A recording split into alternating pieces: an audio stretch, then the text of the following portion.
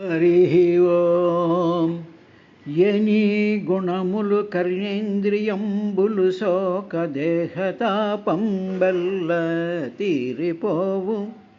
ఏని శుభాకారమిక్షింప కన్నులకు అఖిలార్థలభంబు కలుగుచుండు. ఎనీ చరణ సేవలే ప్రొద్దు చేసిన భువనోన్నతత్వంబు పొందగలుగు. ఏ నీల సన్నామము ఏ ప్రొద్దు భక్తితో దడివిన బంధ సంతతులు వాయు. అట్టి నీయందు నా చిత్తమనవరతము నచ్చియున్నది. నీ ఆననలేదు కరుణ జూడు ముఖం సారి ఖలవిదారి. శ్రీయుతాకార మానిని చిత్తచోర.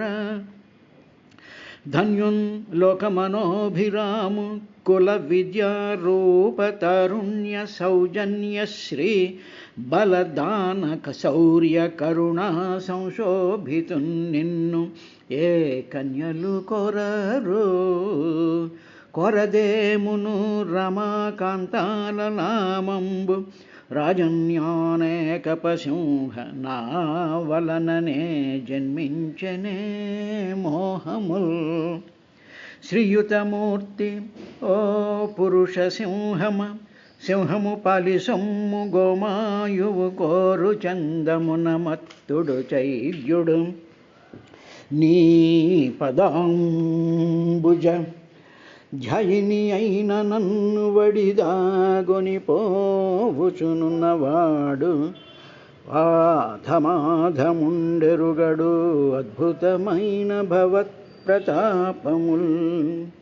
వ్రతముల్ దేవగురు ద్విజన్మ బుధ సేవల్ దాన ధర్మాదులన్ గత జన్మంబుల ఈశ్వరున్ హరి. జగత్ కళ్యాణు కాంక్షించి చేసి తినేని వసుదేవనందనుండు నా చిత్తే సుడవుగాక. నిర్జితులై పోదురుగాక సంగరములో చేదీశముఖ్యాధముల్. హరి ఓం. చాతుర్హోత్రం కర్మతంత్రం ఉపవేదనయై సహ ధర్మస్య పాదాశ్చత్వారస్తథాః ఏవ ఆశ్రమవృత్తయః.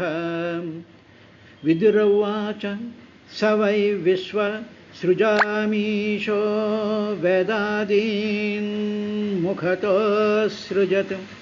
యజ్యజ్జేనాసృజద్దేవస్తన్మే బ్రూహి తపోధన.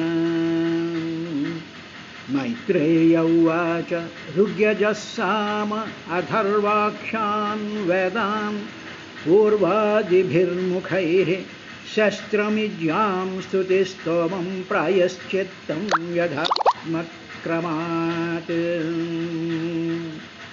అంటూ భగవంతుడైనటువంటి మైత్రేయ మహర్షి విదురుడికి బ్రహ్మగారు తాను తర్వాత చేసినటువంటి సృష్టి క్రమాన్ని గురించి చెప్తూ ఉన్నాడయ్యా అని చెప్పి శుకమహర్షి పరీక్షణ్ మహారాజుకి చెప్పినట్లుగా నైమిసారణ్యంలో సూత మహర్షి సౌనికాది మహర్షులకి వివరిస్తూ ఉండేటువంటి ఘటనలో ఉన్నాం. బ్రహ్మ చేసినటువంటి సృష్టులన్నీ చూసాం. దానికి విరుగుడిగా ఆయన చేసినటువంటి ప్రతిక్రియలను కూడా చూసాం. ఇది అయిన తర్వాత నేను అప్పుడు సరస్వతీదేవిని పుట్టించడం, ఆవిడ మీద కామం కలగడం అనేటువంటి విషయం చూసిన తర్వాత నవబ్రహ్మలు ఆయనని నివారించి అయ్యా నువ్వు చేస్తున్నటువంటిది తప్పు, ఈ విధంగా చేయకూడదు అని అన్నప్పుడు బ్రహ్మగారు సిగ్గుపడి ఆ కామభావంతో నిండిపోయినటువంటి శరీరాన్ని తత్యాజ ఆయన వదిలేసేసి మళ్ళీ మరొక పరిశుద్ధమైనటువంటి విశుద్ధమైనటువంటి శరీరాన్ని ధరించి ఆయన అయ్యో పూర్వం వలె నేను మంచి సౌష్ఠవం కలిగినటువంటి చాలా బలం కలిగినటువంటి ప్రభావయుక్తమైనటువంటి ఆచరణ యోగ్యమైనటువంటి సర్వ జగత్ కళ్యాణానికి ఉపయోగించేటువంటి ఆ సృష్టిని నేను ఎలా చెయ్యగలను అని చెప్పి ఆయన ధ్యాయతః అలా ధ్యానిస్తూ ఉండేటువంటి సందర్భంలో బ్రహ్మగారి యొక్క చతుర్ముఖాత్ వేదాహ ఆసన్, వేదములు ఆవిర్భవించినవి. ఇక్కడ మనం ప్రశ్న మనకు వేసుకోవాలి. ఏమండి, బ్రహ్మగారు వేదాన్ని సృష్టించాడా అంటే ఆయన సృష్టించినటువంటివి ఏమిటో మనం చూసాం. ఆయన యొక్క సంకల్పంలో ఈ రకాలైనటువంటి వాళ్ళు సృష్టించాలి అని చెప్పి ఆయన సృష్టి చేశాం. ఇప్పుడు అది కాకుండా ఇలాగ ధ్యానంలో ఉండి మంచి సృష్టి నేను చెయ్యగలనా అని చెప్పి శ్రద్ధతో ఆ భక్తితో ఆ ఆర్తితో ఆయన ఉన్నప్పుడు ఆటోమేటిక్గా 4 ముఖాల నుంచి కూడా వేదాలు ఆసన్ ఆవిర్భవించాయి, వాటంతట అవి వచ్చాయి.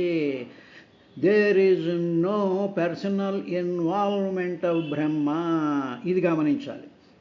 ఇది ఎప్పుడు జరుగుతుంది అంటే మన తప్పు మనం తెలుసుకున్నప్పుడు, దానికి ప్రాయశ్చిత్తం చేసుకున్నప్పుడు, అప్పుడు ఈ ప్రాయశ్చిత్తంతో దేహం మనసు విశుద్ధం పరుచుకొని ఉన్నప్పుడు భగవంతుడి మీద భక్తి గురించి భగవంతుడి పాదాల మీద మన మనసు పెట్టినప్పుడు అప్పుడు భగవంతుడి యొక్క అనుగ్రహం చేత వేదాల లాంటి మహత్తరమైనటువంటి విజ్ఞాన శక్తులు పుడుతూ ఉంటాయి. ఇది భాగవతం చెప్పినటువంటి రహస్యం.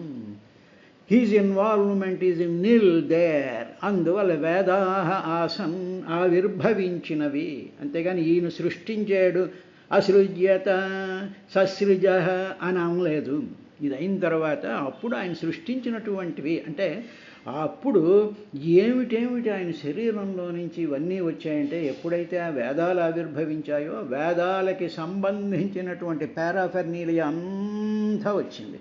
అది ఎలాంటిదంటే ఇప్పుడు ఇల్లు కట్టుకున్నాం అనుకోండి, ఇల్లు కట్టుకున్నాము అనగానే ఏమవుతుంది, ఇంటికి సంబంధించినటువంటి మంచాలు, కుర్చీలు, బీరువాలు, గిన్నెలు, తపేళాలు, ఆ తర్వాత ఏవో రకరకాలైనటువంటి పదార్థాలు ఏ విధంగా అయితే ఆ ఇల్లు అనేటువంటిది కుదిరినప్పుడు ఇవన్నీ కూడా ఎలాగైతే సమకూర్చుకుంటూ ఉంటామో అలాగా ఆయన 4 ముఖాల్లో నుంచి వేదాలు పుట్టినప్పుడు వేదాలు అనేటువంటి ఆ మహత్తరమైనటువంటి విజ్ఞానంలో కావలసినటువంటి ఆ అంగాలన్నీ కూడా పుట్టుకొచ్చాయ్యా అని చెప్పి చాతుర్హోత్రం కర్మతంత్రం ఉపవేదనయై సహధర్మస్య పదాశ్చత్వారస్తథైవాశ్రమవృత్తయ. అప్పుడు ఏమిటి పుట్టుకొచ్చాయి అంటే చతుర్హోత్రం, ఈ వేదాలను పఠించేటువంటి వాళ్ళు, వేదాలను చదివేటువంటి వాళ్ళు, వేదాధ్యయనం చేసేటువంటి వాళ్ళు, ఆ క్రియలలో ఎవరు ఏ ఏ పనులు చెయ్యాలో వాళ్ళు పుట్టుకొచ్చారయ్యా. చతుర్హోత్రం అంటే 4 చతు అంటే 4 హోత్రం అంటే ఆ మంత్రాలని పట్టుగలిగినటువంటి హోత, ఉద్గాత, అధ్వర్యుడు, బ్రహ్మ అనేటువంటి 4 పుట్టారు. మొట్టమొదట ఆ వేదాల యొక్క ఉచ్చారణ, అవి ఎక్కడెక్కడ ఏ విధంగా పనిచేయాలి అనేటువంటి ఆ విశేషాలన్నిటినీ కూడా చేసేటువంటి వాళ్ళు పుట్టారు. తర్వాత కర్మతంత్రం, ఆ వేదాలలో ఉండేటువంటి క్రియల యొక్క తంత్రము, అది ఎలా చేయాలి, ఎప్పుడు చేయాలి, ఏ విధంగా చేయాలి, దానికి కావలసినటువంటి వస్తువులు ఏమిటి, తత్సంబంధమైనటువంటి మంత్రాలు ఏమిటి అనేటువంటి దాన్నంతా కూడా కర్మతంత్రము అంటారు. అటువంటివి. తరువాత వేదనై సహా, ఉపవేదాలు అంటే వేదాలకి అనుసంధానంగా ఉండేటువంటివి అవన్నీ కూడా ఎనెక్సర్స్ అంటూ ఉంటాను చూసారా, ఆ ఎనెక్సర్స్ లాంటివి ఉపవేదాలు పుట్టాయి. దానితో పాటు నీతి శాస్త్రం పుట్టింది. ధర్మస్య నీతి శాస్త్రం పుట్టింది, ధర్మాలు పుట్టాయి. How a thing should be done, in what way it should be done, what are the conditions అనేటువంటి ఆ మొత్తం ఆ టెక్నికల్ డూస్ అండ్ డోంట్స్ అనేటువంటిది ఆ ధర్మస్య పుట్టింది. అదైన తర్వాత ఇవన్నీ ఆచరించడానికి ఆ స్పేసులో ఉండవలసినటువంటి పాదాహ చత్వార అంటే 4 రకాలైనటువంటి పాదాలు పుట్టాయి. అంటే ధర్మం 4 పాదాల మీద, ధర్మస్య పాదాశ్చత్వార 4 రకాలైనటువంటి ధర్మ వ్యవస్థలు పుట్టాయి. సత్యం, తర్వాత ధర్మం, తర్వాత దయ, ఇవి ఉన్నాయిగా ఆ 4 పాదాలు. ఆ 4 పాదాలు పుట్టిన తర్వాత తథైవ ఆశ్రమవృత్తయ, తదా ఏవ అదేవిధంగా ఆశ్రమ వృత్తయ, ఆశ్రమములలోని ప్రవృత్తులు, ఆశ్రమాలంటే గుడిసెలు కావండి. ఆశ్రమము అంటే ఉదాహరణకి ఈజీగా ఎలా అర్థం చేసి, మనకి ఆశ్రమాలు 4. ఒకటేమిటి, బ్రహ్మచర్యాశ్రమం, గృహస్థాశ్రమం, తర్వాత వానప్రస్థాశ్రమం, సన్యాసాశ్రమం అని చెప్పి 4 ఆశ్రమాలు చెప్తూ ఉంటారు కదా, 4 వర్ణాల వారికి. ఈ ఆశ్రమము అంటే ఆ స్థితిలో అక్కడ ఉన్నప్పుడు చాలా రిలాక్స్డ్గా ఉండి ఆయా పనులను ఆశ్రమ వృత్తయ. వృత్తయ అంటే వృత్తి అంటే టు డూ ది వర్క్ అని అర్థం.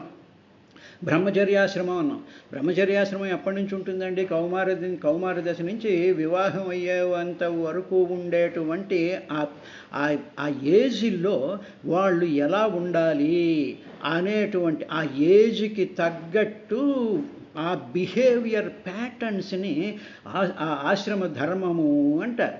ఉదాహరణకి సపోజ్ కౌమారం దాటిందనుకోండి, వాడు ఏదో బాగా చదువుకోవాలి, చదువు మీద శ్రద్ధ ఉండాలి, ఒక డిసిప్లిన్ ఉండాలి, తల్లిదండ్రులను గౌరవించాలి, ఏ విధమైనటువంటి అల్లరి పనులు చేయకూడదు, వాళ్ళ మనసులు ఇటు అటు వెళ్ళిపోకుండా ఉండాలి. అలా ఉంటేనే ఆ మనిషి యొక్క జీవితం బాగుపడుతుంది, సరైనటువంటి పద్ధతిలో ఉంటుంది అని ఇన్హెరెంట్గా ఇన్బిల్ట్గా ఆ కౌమార అవస్థలో ఆ సిస్టమ్స్ అలా ఉంటాయి. అలా ఉండేటువంటి దాన్ని ఆశ్రమ ధర్మము అంటారు.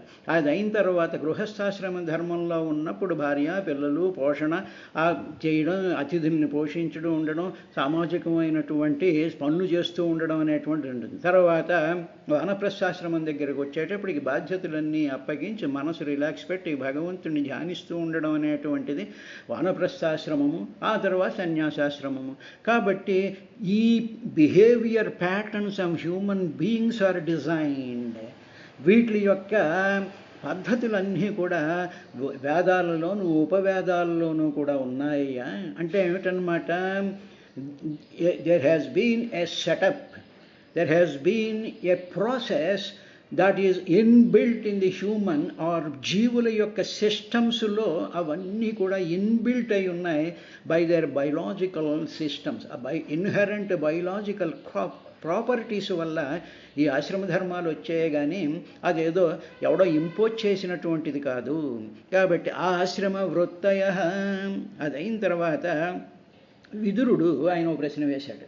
ఏమిటంటే స వై విశ్వసృజాం ఈశో వేదాదీన్ ముఖతో సృజత్ యజ్ఞాసృజద్దేవస్తన్మే బ్రూహి తపోధన. ఓ మైత్రేయ మహర్షి, అంటే తపస్సే నీకు ధనమయ్యా, కాబట్టి తపోధన, తపస్సే నీకు ధనం. అటువంటి ఓ మైత్రేయ, నీవు జగత్కర్తలగు ప్రజాపతులకి తండ్రియగు బ్రహ్మగారు తన వేదాలను సృష్టించినట్టుగా, అంటే అక్కడ వాళ్ళందరూ ఉండగానే, నవబ్రహ్మలు అక్కడ ఉండగానే, వాళ్ళు చూస్తూ ఉండగానే బ్రహ్మగారి యొక్క 4 ముఖాల్లో నుంచి వేదాలు వచ్చాయన్నావు కదా. ఇప్పుడు ఆ వచ్చినటువంటి వేదాలు ఉన్నాయే, ఆ ఋగ్వేదము, యజుర్వేదము, అథర్వణ వేదము, సామవేదము అని వచ్చాయని చెప్పామే, చతుర్వేదాలు. ఆ చతుర్వేదాలు ఏ ముఖాలలో నుంచి ఏ వేదం వచ్చింది అని ఆయన ప్రశ్న వేశాడు. స వై విశ్వసృజాం ఈశో వేద ఆదీన్, అన్ని వేదాలు కూడా అసృజత్. ఎవరు ఆ సృష్టి జరిగింది వేదాల్లో నుంచి. ఆ సృష్టి జరిగినప్పుడు దేవ, ఆ దేవుడైనటువంటి యత్ దేనిని ఏనా దేని చేత అసృజత్ సృష్టించను, ఆ ముఖాలలో ఆ దేవుడు. అంటే ఇక్కడ మనం బ్రహ్మగారు అంటే పరమాత్మ, ఆ పరమాత్మ ఏ ముఖాలలో నుంచి ఏ వేదం పుట్టుకొచ్చిందో దాని యొక్క వివరాలు చెప్పవయ్యా. యజ్ఞాసృజద్దేవస్తన్మే బ్రూహి చెప్పు తపోధన అని అడిగాడు. అడిగేటప్పటికి అప్పుడు మైత్రేయ మహర్షి ఈ విధంగా చెప్పడం ప్రారంభించాడు. ఋగ్యయస్సామాధర్వాక్ష్యాన్ వేదాన్ పూర్వాదిభిముఖై శస్త్రం ఇజ్యాం స్తుతిస్తోమం ప్రాయశ్చిత్తం యథాత్ క్రమక్రమంగా ఎక్కడి నుంచి వచ్చాయంటే ఋగ్వేదం ఉందే, అది బ్రహ్మగారి తూర్పు ముఖం వైపుకు ఉంది. అంటే బ్రహ్మగారు స్పేసులో మనం కూర్చున్నాం అనుకోండి, స్పేసులో ఏదైనా, ఇప్పుడు మనం స్పేసులో ఉన్నాం, స్పేసులో ఉండేటప్పటికి డెఫినెట్గా మన ముఖం ఏదో ఒక దిక్కుకు తిరిగి ఉంటుంది. మన చెవులు ఒక దిక్కుకు ఉంటాయి, మన కాళ్ళు ఒక దిక్కుకు ఉంటాయి. కాబట్టి you are bound by space and time. Space time కంటిన్యూంలో నువ్వు బౌండ్ అయి ఉంటావు. కాబట్టి ఒక్కొక్క దిక్కులని తప్పించుకోకుండా you cannot have your existence. So you are controlled, you are under the influence of దిక్కులు. ఇది మర్చిపోకూడదు. కాబట్టి అప్పుడు ఆ ఋగ్వేదం ఏదైతే ఉందో, బ్రహ్మగారి యొక్క తూర్పు ముఖం నుంచి ఋగ్వేదం వచ్చిందయ్యా. తరువాత దక్షిణముఖం నుంచి, తూర్పు ముఖం దాటిన దక్షిణముఖం నుంచి యజుర్వేదం వచ్చింది. సామవేదమేమో పశ్చిమ ముఖం వైపు నుంచి వచ్చింది. అధర్వణ వేదం ఉత్తర ముఖం నుంచి వచ్చింది.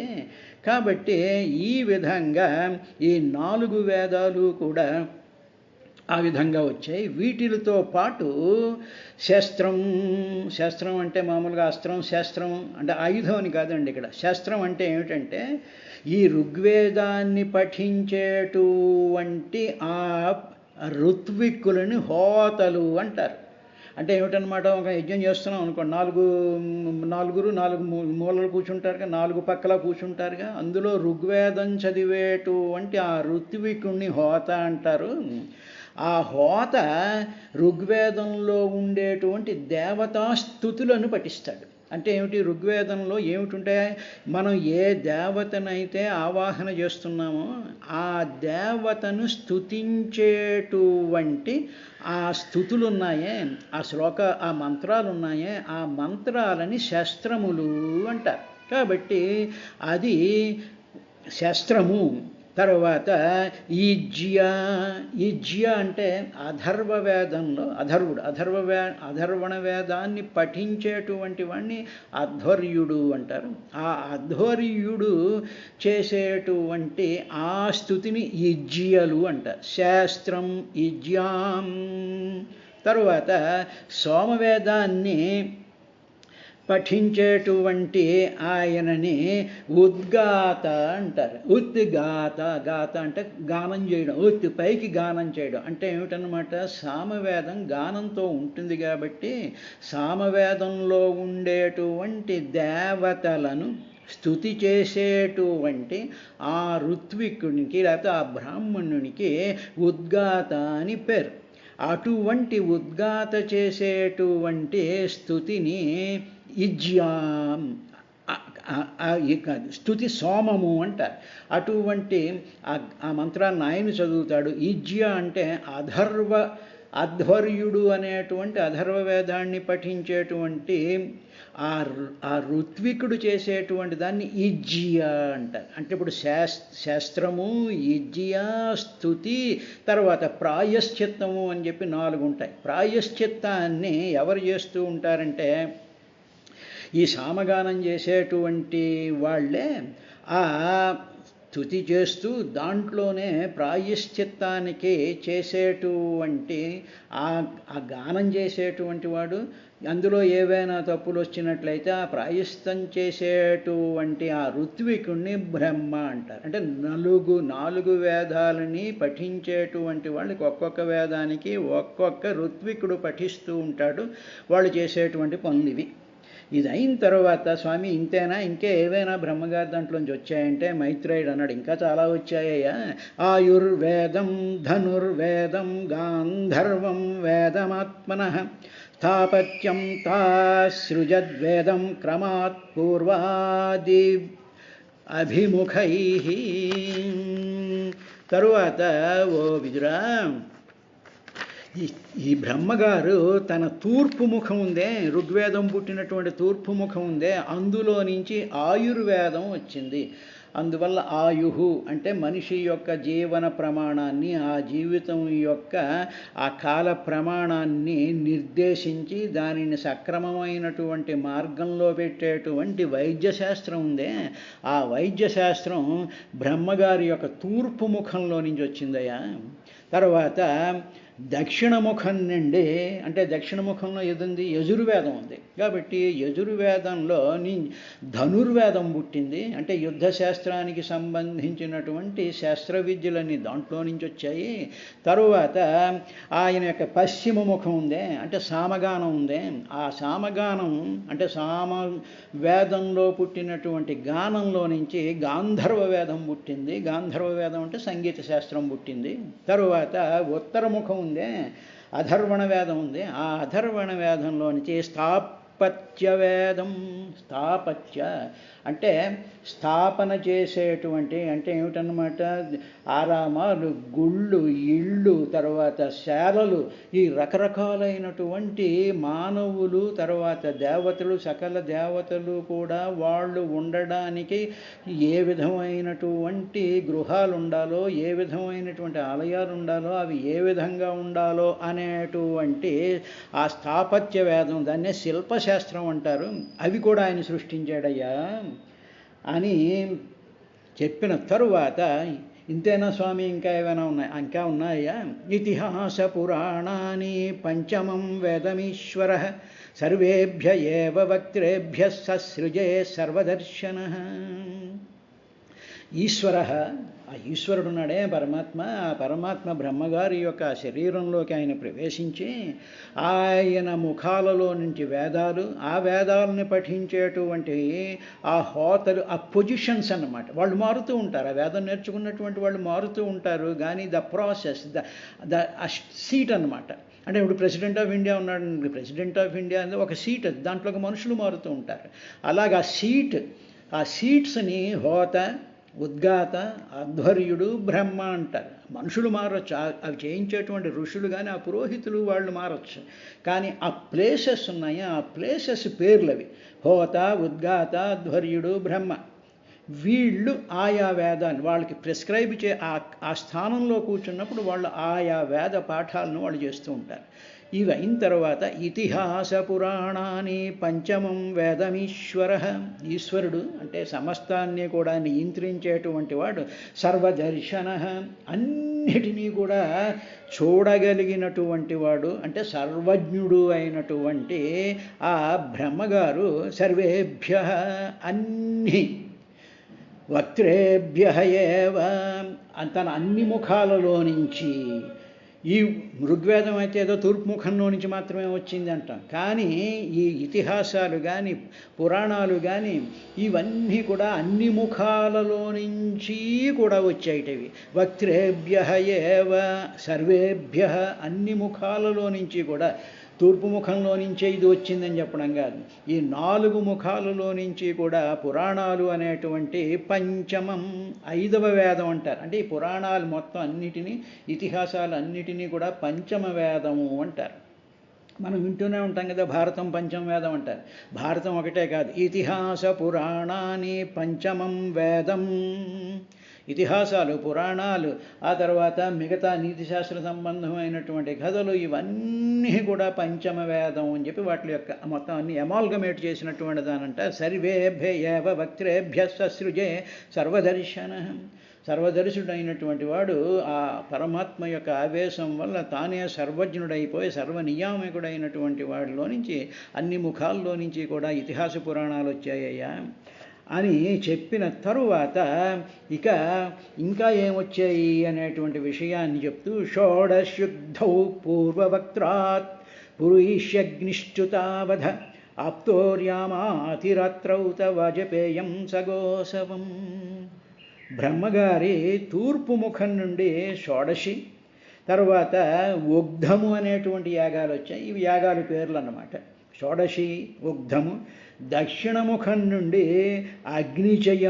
అగ్నిచయనము, తర్వాత అగ్నిష్టోమము అనేటువంటి యాగాలు. పశ్చిమ ముఖం నుండి ఆప్తోర్యామం, అతిరాత్రములు అనేటువంటి యాగాలు. ఉత్తర ముఖం నుండి గోసవ వాజపేయాలు అనేటువంటి ఆ స్పెసిఫిక్ యాగములు బయటకు వచ్చాయట. షోడశుద్ధౌ పూర్వవక్త్రాత్ అంటే తూర్పు ముఖం నుండి షోడశి ఉగ్ధౌ, షోడశి ఉగ్ధము అనేటువంటి యాగాలు వచ్చాయి. అథ తరువాత పురీషి అగ్నిష్టుతౌ, ఆ తర్వాత అగ్నిష్టుతౌ తర్వాత అంటే అగ్ని చయనము మరియు అగ్నిష్టోమము అనేటువంటివి, ఆప్తోర్యామ అతిరాత్రం, ఆప్తోర్యామము అతిరాత్రము అనేటువంటివి, సగోసవం వాజపేయం అనేటువంటి క్రమంగా అనేటువంటి యాగాలు ఆయన మిగతా ముఖాల్లో నుంచి ఇవన్నీ కూడా వచ్చాయా అని చెప్పి బ్రహ్మదేవుడు మైత్రేయ మహర్షి విదురుడికి చెప్పినట్టుగా సుఖబ్రహ్మ పరీక్షణ్ మహారాజుకు చెప్పాడు. రేపటి ఇంకా ఆయన ఏం చెప్పినటువంటి విశేషంలో రేపటి కోణంలో చూద్దాం.